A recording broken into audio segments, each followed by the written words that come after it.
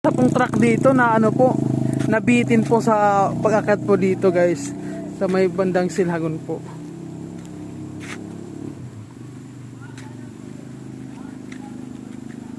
Naku po, nakakatakot naman po. Nasa gilid na po guys, hindi po kinaya.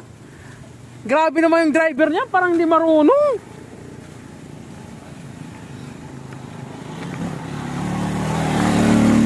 Yan na guys, akyat na po yan.